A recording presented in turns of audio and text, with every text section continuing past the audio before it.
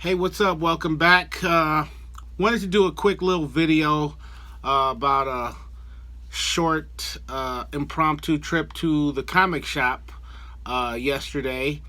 Yesterday morning, I did a record show, the East Valley Record Show out here in Mesa, Arizona, and I got to go down and set up some records, sell some records. It was a real cool show. It actually had DJs from the Phoenix Funkero crew spinning a lot of cool stuff. They brought all of their people down there. It was a lot of funk being sold, funk, soul, and R&B. A lot of that. You don't see a lot of that at record shows too much nowadays. And I made a few bucks. And since I made a few bucks and I was in that part of the valley, I said, yeah, you know what? Let me stop by the comic book shop, see what I can find. So I went over to Greg's Comics, my favorite shop in town, and did a little looking around. And of course, you know, if you've watched any of my comic videos, you know that Greg has a lot of underground comics in there. So I've bought most of those comic books out of there, but he still had a nice little box of comics. He even, when I got there, he told me about, I forgot what he called it. I think it was a certain artist. I can't remember the guy's name. I was like, I never heard of this guy. But he had gotten a nice box of comics and drawings and paintings. And they were like really big, oversized comics. They looked like a more mature adult version of what underground comics were. They looked like the stories were a little bit more serious and whatnot, and they were pretty pricey too. I didn't see anything in there that I was really interested in, but it was certainly cool to look at. But as far as the regular, you know, underground comics in the shop, I was able to find a short little stash of books that I was able to pick up for a very reasonable price. I want to show you guys that now, so let's do it. Okay, so the first book I want to show you, this is 50-cent cover, issue number 2 of Snarf. That's a pretty well-known book in the underground comic industry. So yeah, and these are all like some of these are in really good shape, but a lot of them are just reader copies. You can tell that they were well read and whatnot. And I've shown other Snarf books on other in past videos, so you know, if you're not familiar with the book itself, you're definitely familiar with it from seeing me show those books in the past. Second book I want to show you is actually issue number 3 of Snarf. And who is this character? The guy's this is a Will Eisner book. What is this guy's name? I completely forgot his name. The Spirit, that's who that is. Issue number 3. And so I'm assuming they use multiple artists and writers for their books. Even though I have these, I have a few of these already, I haven't actually gotten around to reading them. I probably have, and I'm not exaggerating when I say this, I have 2 long boxes of books to read that I haven't gotten around reading to, and then another short box of comic magazines to read. I even picked up a few other comic magazines. I'm going to show you those too. But yeah, that's a 50-cent cover, first pressing of Snarf number 2. Next up, we have issue number 2 of Hot Crackers. Not exactly sure what this is about. This looks kind of goofy, but I picked it up, you know. 50 cent, first pressing. Why not, right? Yeah, look at that artwork. It's kind of not my cup of tea, but hey, the price was right? Right on. Next up, this is a familiar one to everybody off of Rip Off Press. I don't see an issue number on here, so this might I'm not sure. I didn't look inside here. This is a Freak Brothers comic. Not exactly sure what issue that is, and it even features Fat Freddy's cat in this one as well. I think the Freak Brothers was like a weed comic or something like that. Definitely like comedic, you know, drug. Not my cup of tea. Um, if I would have looked at this a little closer, I probably would have left this behind. So that one will probably end up in the sale pile on a feature sale video. Next up, we have issue number. I have no idea. This actually says number 51,109. Who knows? American Flyer Funnies. That was another popular underground book. I've seen these pretty regularly. I've definitely shown them before on past videos. I'm not sure if I've opened this one up either. Next up, what do we have here? Coochie Cootie or something like this. This is weird. It's a weird looking book. Issue number 1, 50 cents. I'll hold this way back here. I don't want to. Anyway, that's weird. I don't even know why I picked that. They had like about 4 or 5 copies of this in his underground box. Now this one, I know I have a copy of this already that I've shown on a past video, but this is the kind of stuff I really get into. It's a first pressing 50 cent issue of number 1 of High Adventure. This is some of the stuff I really get into. The sci-fi stuff.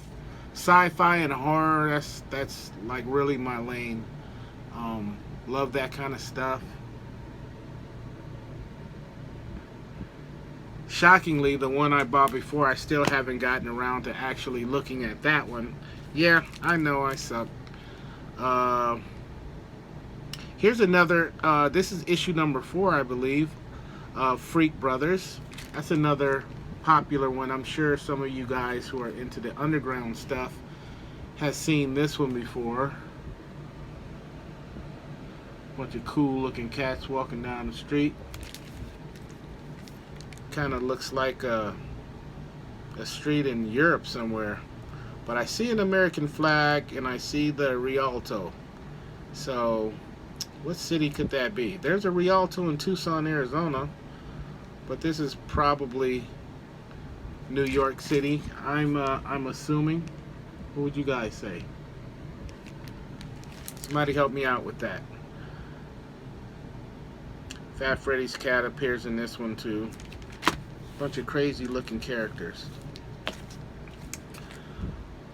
Here we have issue number 2 of American Flyer Funnies. And I think I have this one already too. I may have shown this one in a past video as well. But like I said, the price was right. And I really can't resist when I find these first pressings of these underground books, you know, the 50 cent covers. I've even found, I believe, 30 cent covers on some of these. So yeah, that's cool. I'm looking forward to getting into that one. Here's one. I've actually passed this one up a few times over there. Let's see. I don't see an issue number, but this is Anarchy Comics. Not exactly sure how many copies of these were released.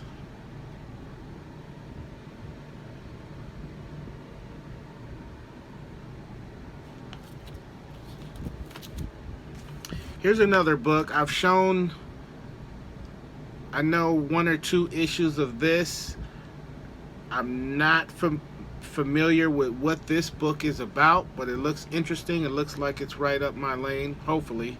This is issue number 2 of Imagine.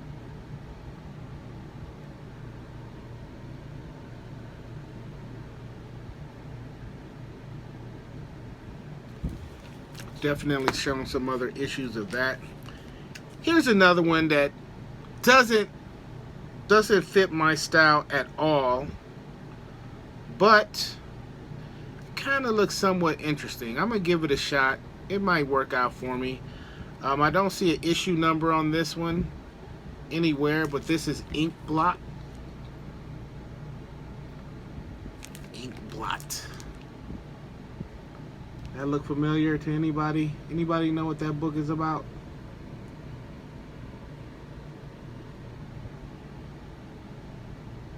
Yeah.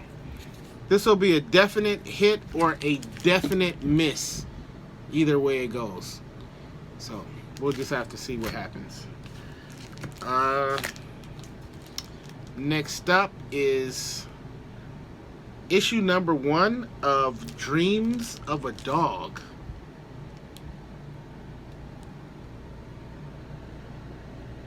This might be a fun read. It looks like he's got those Von Bodie Cheech Wizard stars all over him. Not exactly sure. But this looks like it might be a fun book to read. The Crazy Cat of the 90s Poetry. The Mike Muster, Gilbert. And we'll just have to see what happens. Anybody familiar with that book? So that's it for the Underground Comics. I did pick up a few magazines while I was there too. First one is issue number 20 of Robert Crumb's Weirdo.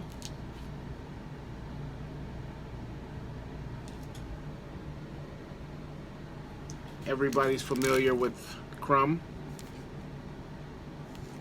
In this issue, religion, crime, and food. And some weird looking green dude. Yeah, I don't know about that guy. And then here's a book I've seen online, but this is the first time I've ever seen one out in a while. Issue number 5. It says the farewell issue of Comix book.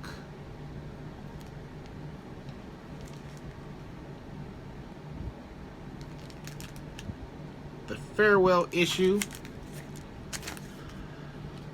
And the last book I want to show you from that, I've seen issues of this online as well, but I'm not familiar with this book at all.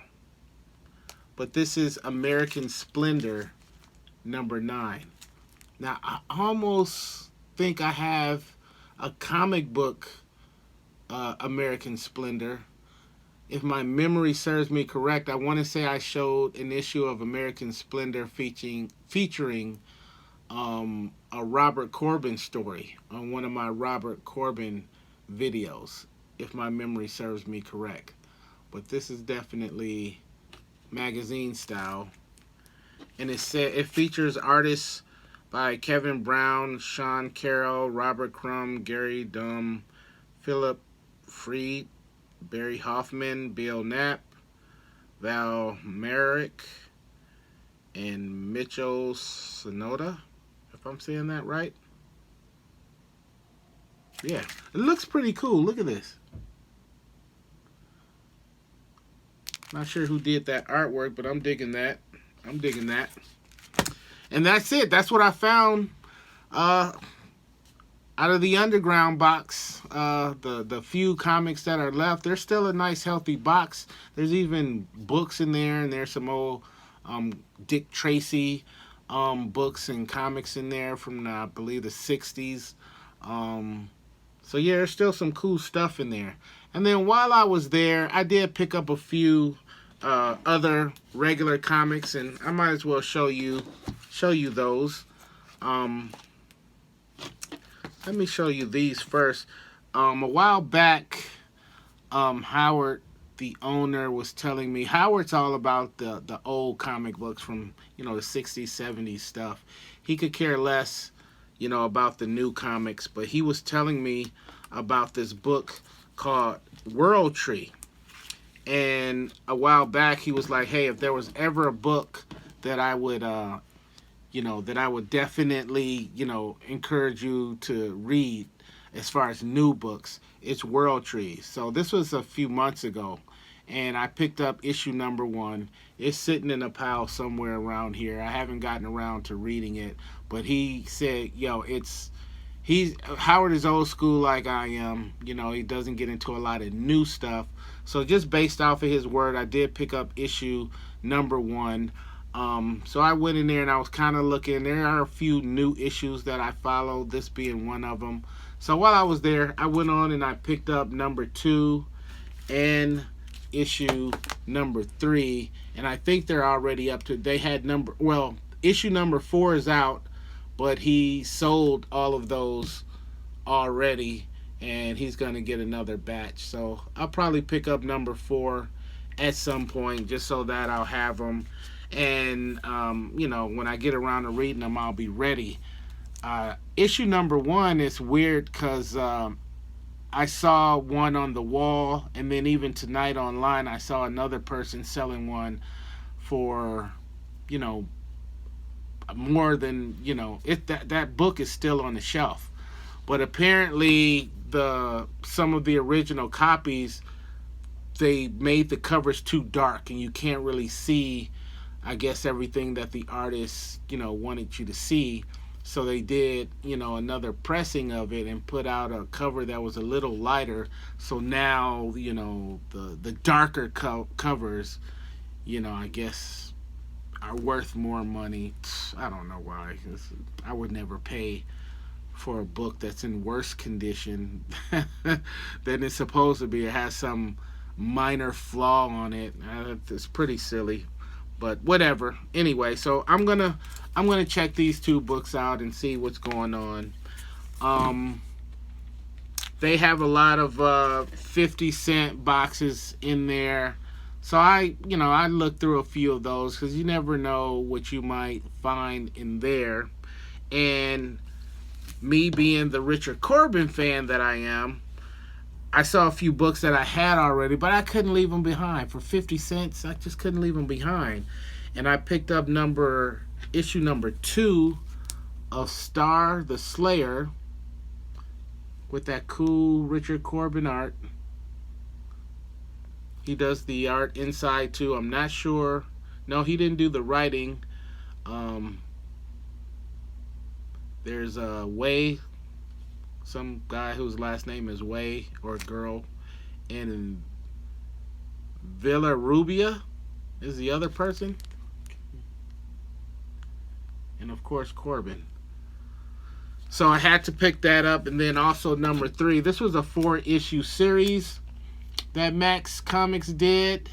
The issue on the cover, that's pretty cool, but the issue inside, oh man, really cool. It reminded me a lot of like the heavy metal art that he did, or like the Den art that Corbin did.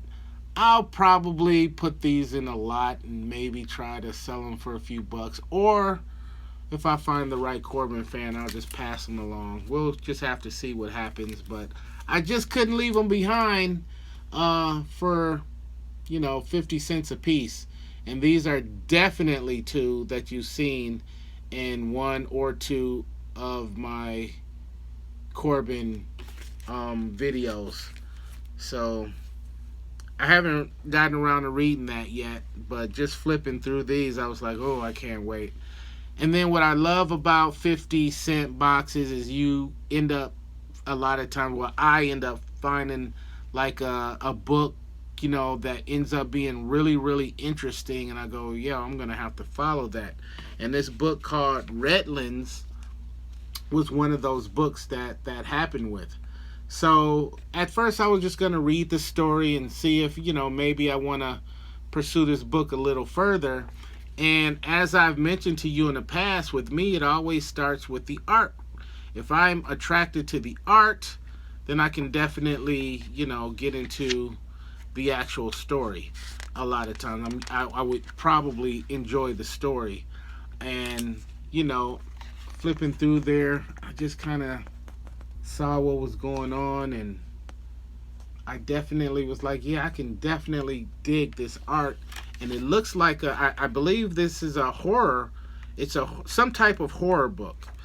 So flipping through this, I was like, yeah, I think I want to check this out. So I went online and I bought, I want to say 9 copies, including this one. So there's 12 copies in this series, and I bought 9 of the 12. So that'll be coming, and at some point I may even do a review on this limited series. So we'll see what happens. So that's pretty much everything that I found yesterday while out comic book hunting. Now, I did stop in a local store today. It was one of those stores that sells a little bit of everything: records, books, CDs, electronics, toys, video games, comic books, all that kind of stuff. And I picked up a few cool comic magazines. And since I'm doing a video, I might as well show you what I picked up there. But let me go grab them because I hadn't planned on showing them, but I just decided just now that I want to show you those today. These are some things that I picked up today. Give me 1 second. Okay, so here's what I picked up. Actually, this started a while back. I believe my first trip, which was maybe last week, I picked up this cool issue number 1 of Rook. Now, I remember reading Rook many, many years ago, and I always loved comic magazines as a kid. I didn't get my hands on them too often, but when I did, I always felt like more of an adult because it was a magazine, and magazines were grown-up things. They were things that grown-ups read and all of that. So I always felt like I was more of an adult, or I was older, just because I got to read. These stories seem more mature, and as a 10, 12-year-old or whatever, this always made me feel like I was older. So I actually picked up issue number 1, issue number 2, and issue number 3. Now, this was a week ago. So I happened to be in that same spot today, and I picked up issue number 4,